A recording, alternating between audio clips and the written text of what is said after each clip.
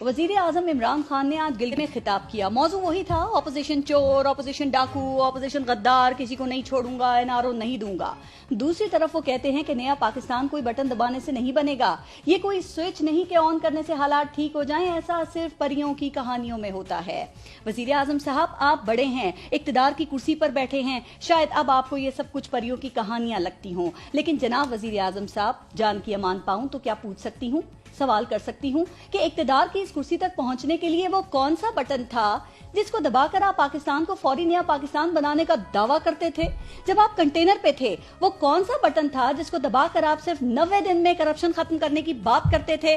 वो कौन सा बटन था जिसको दबाकर आप पाकिस्तान की तारीख की बेहतरीन टीम लाने की बात करते थे? वो कौन सा बटन था जिसको दबाकर आप पाकिस्तानियों को महंगाई से निजात दिलाने की बात करते थे?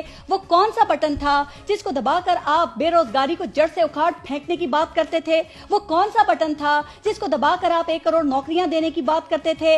वो कौन सा बटन था जिसको दबाकर आप 50 लाख घर बनाने की बात करते थे? वो कौन सा बटन था जिसको दबाकर आप लूटी दौलत वापस लाने की बात करते थे? वो कौन सा बटन था जिसको दबाकर आप बगैर कर्जे लिए मुल्क चलाने की बात करते थे? वो कौन सा बटन था जिसको दबाकर आप 8,000 अरब रुपए टैक्स इकट्ठा करने की बात करते थे? वो कौन सा बटन था जिसको दबाकर आप माफियाज की कमर तोड़ने की बात करते थे?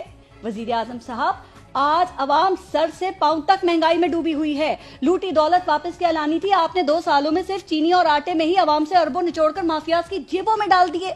हमारे हालात बटन दबाकर ठीक करने हैं या बगैर बटन दबाए नया पाकिस्तान बनाना है, ये अब आपके इख्तियार में है।